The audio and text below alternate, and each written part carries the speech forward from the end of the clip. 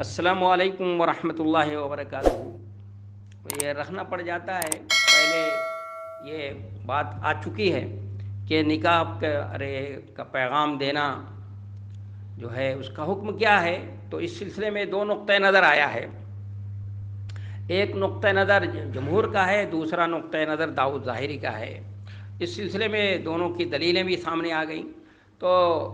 یہاں پر جمہور کی بات جو ہے یہ استوار تر ہے، جمہور کی بات زیادہ صحیح ہے، کیونکہ اسلام کے اندر جب نکاح کا حکم ہی فرض اور واجب کا نہیں ہے سب کے حق میں، تو نکاح کا پیغام دینا کیوں سب کے لیے فرض اور واجب ہوگا بھائی؟ ایک بات۔ دوسرے یہ کہ نبی صلی اللہ علیہ وسلم، صحیح بات ہے، آئیڈیل اور نمونہ ہیں، لیکن آپ کا یہ عمل جو ہے نمونے کا عمل جو آپ کا اس میں ملتا ہے، تو یہ ہمارے لیے اس کو استحباب پر محمول کرنا ہی زیادہ صحیح ہوگا، اس کو وجوب پر محمول کرنا جو ہے وہ صحیح نہیں ہوگا۔ اس لیے یہاں پر جمہور کی بات جو ہے کیا ہے وہ زیادہ صحیح ہے اس داؤد ظاہری، امام داؤد ظاہری رحمۃ اللہ علیہ کے مقابلے میں، کہ وہ صحیح ہے ان کے نزدیک۔ نکاح کا حکم چونکہ اسلام میں فرض ہے، تو اس لیے پیغام دینا بھی کیا ہوگا ان کے نزدیک فرض اور واجب ہوگا، ٹھیک ہے ان کے نزدیک، لیکن یہ استوار تر بات نہیں ہے، استوار تر بات جو ہے جمہوری کی بات ہے۔ تو اب پھر اس کا ترجمہ کرتا ہوں کہ اما خطبۃ النکاح، کہ رہا نکاح کا پیغام دینا، المرویۃ عن النبی صلی اللہ علیہ وسلم، تو اس سلسلے میں نبی صلی اللہ علیہ وسلم سے جو روایت ملتی ہے ہم کو کہ آپ صلی اللہ علیہ وسلم نے حضرت سودا کے سے شادی کرنے کے لیے نکاح کا پیغام بھیجا، آپ صلی اللہ علیہ وسلم نے بھیجا تھا۔ اور پھر دوسرے ام المومنین حضرت عائشہ صدیقہ رضی اللہ تعالیٰ عنہ کے بھی شادی کرنے کے لیے آپ نے نکاح کا پیغام بھیجا تھا، آپ صلی اللہ علیہ وسلم نے۔ یہ نبی صلی اللہ علیہ وسلم سے ہم کو کا نمونہ ہم کو ملتا ہے۔ فقال الجمہور، تو جمہور کہتے ہیں کہ نکاح کا پیغام دینا یہ فرض اور واجب ضروری نہیں ہے بلکہ سنت ہے۔ وقال داؤد ہے واجبۃ، جب داؤد ظاہری کہتے ہیں کہ یہ واجب ہے، فرض ہے۔ اختلاف کی وجہ کیا ہے؟ وسبب الخلاف هل يحمل فعله في ذلك علیہ الصلاۃ والسلام علی الوجوب او علی الندب، کہ اس سلسلے میں جو نبی صلی اللہ علیہ وسلم کا عمل ملتا ہے کہ آیا اس کو وجوب پر محمول کیا جائے گا یا استحباب پر؟ تو جمہور کہتے ہیں استحباب پر محمول کریں گے، امام داؤد ظاہری کہتے ہیں کہ وجوب پر محمول کریں گے۔ تو میں نے بتایا کہ اس سلسلے میں داؤد ظاہری کی بات جو ہے وہ محل نظر رہے گی، اور ہمارے جمہور کی بات یعنی ائمہ اربعہ کی بات جو ہے یہاں پر وہ استوارتر ہے اور زیادہ صحیح ہے، کیونکہ اسلام کے اندر نکاح کا حکم جو ہے سب کے حق میں فرض اور واجب کا نہیں ہے۔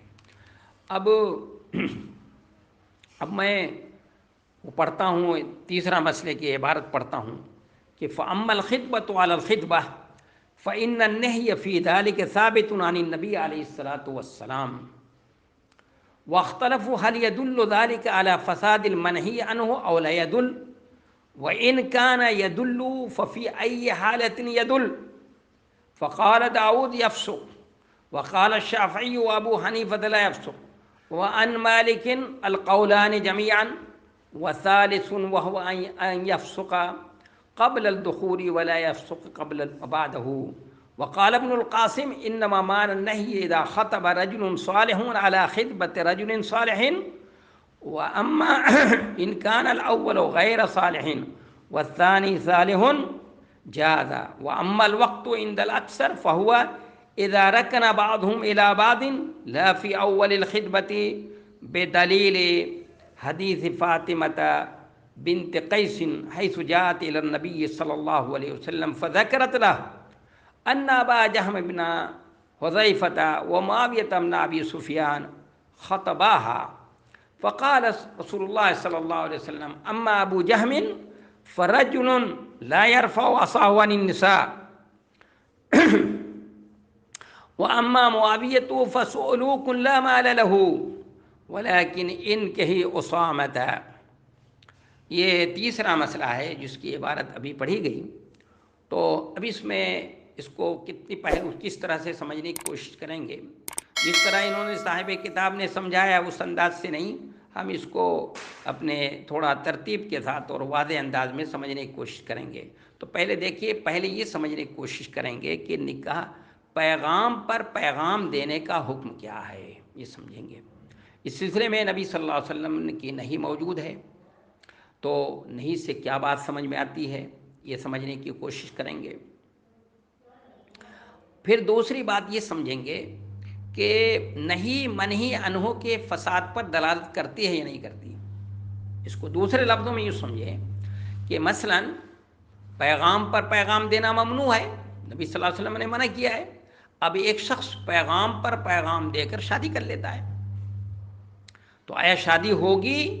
یا نہیں ہوگی، یہ سمجھنے کی بات ہے۔ اور پھر تیسرا پہلو یہ سوچیں گے کہ کب جو ہے پیغام پر پیغام دینا ممنوع ہے۔ کیا شروع میں ایک شخص نے پیغام دیا ہے، ابھی کچھ بات نہیں ہوئی ہے، دوسرے نے بھی بھیجوا دیا، تیسرے نے بھیجوا دیا، کیا یہ اس وقت بھی ممنوع ہے؟ یہ نہیں، کیا اس کے لیے کوئی وقت ہے کیا، یا یہ شروع ہی میں پیغام پر پیغام دینا بھی جو ہے ممنوع ہوگا؟ تو اس کو سمجھنے کی کوشش کریں گے۔ تو دیکھیے پہلے لوٹ کر پھر چلتے ہیں ادھر کو کہ پیغام پر پیغام دینا یہ ممنوع ہے۔ کیوں ممنوع ہے بھائی؟ اس لیے کہ نبی علیہ الصلوۃ والسلام نے اپنی صریح حدیث کے اندر، صحیح حدیث میں یہ فرمایا ہے، المسلم اخو المسلم لا يحل له ان يبتاع على بيع اخيه وان يخطب على خطبه اخيه حتى يذر او ينكح او كما قال صلی اللہ علیہ وسلم، کہ مسلمان مسلمان کا بھائی ہے، اس کے لیے جائز نہیں ہے کہ اس کی بے کے اوپر بے کرے۔ یعنی ایک مسلمان بھائی کسی چیز کو، زمین جائیداد کو خرید رہا ہے، تو دوسرا مسلمان بھائی چڑھ کر اس میں زیادہ قیمت دے کر کے اس کو خرید لے، یہ جائز نہیں ہے، یہ صحیح نہیں ہے۔ اسی طرح ان یخطب علی خطبۃ اخی، کہ ایک مسلمان بھائی کو معلوم ہے کہ پیغام یہاں لڑکی کا آیا ہے اور اس کے پیغام کے اوپر پیغام دے کر کے شادی کر لے، تو یہ بھی صحیح نہیں ہے، اس سے اس کے جذبات کو ٹھیس لگے گی اور اس سے مسلمان کو تکلیف پہنچے گی، اور ایذائے مسلم حرام ہے، یہ ہی تحریم کے لیے ہے، خطابی کے نزدیک حرام ہے ایسا کرنا جو ہے۔ اور یہاں تک کہ چھوڑ دے، اگر وہ چھوڑ دیتا ہے، پیغام آیا تھا چھوڑ دیا، وہ الگ ہو گئے، تب تو ٹھیک ہے پیغام دے سکتا ہے، یا شادی ہو گئی تو معاملہ یہ ختم ہو گیا، شادی ہو گئی اب تو پھر پیغام دینے کی کیا بات ہے۔ تو یہ اب یہ کہ اگر پیغام پر پیغام دے کر کسی نے شادی کر لی تو شادی ہوگی کہ نہیں ہوگی، یہ بھی سمجھنے کی چیز ہے۔ اور پھر یہ کہ کس وقت، تو اب پہلی بات ہم سمجھ رہے تھے، یہ سوچ یہ کہ ایک شخص نے پیغام پر پیغام دے دیا، تو اس سلسلے میں نبی صلی اللہ علیہ وسلم نے یہ منع کیا ہے کہ کسی مسلمان بھائی کے لیے جائز نہیں ہے کہ اپنے مسلمان بھائی کے پیغام پر پیغام دے، یہاں تک کہ وہ چھوڑ دے یا خود شادی کر لیتا ہے، چھوڑ دے تو پیغام پر اس کو پیغام دینا صحیح ہو جائے گا، یا وہ شادی کر لیا تو پھر مسئلہ ہی حل ہو گیا، ختم ہے۔ تو یہ اس سلسلے میں نبی صلی اللہ علیہ وسلم نے یہ نہیں فرمائی ہے، منع کیا ہے نبی صلی اللہ علیہ وسلم نے امت کو کہ کوئی پیغام پر پیغام دے۔ تو پہلے یہ سمجھ لیتے ہیں کہ پیغام پر پیغام دینا کب ممنوع ہے، اس کو پہلے سمجھ لیتے ہیں، جبکہ اس کو بعد میں بیان کیا ہے صاحب کتاب نے۔ پھر اس کے بعد اس کو سمجھیں گے کہ پیغام پر پیغام دے کر اگر کوئی شادی کر لیتا ہے تو وہ شادی ہوگی یا نہیں ہوگی، اس کو سمجھیں گے۔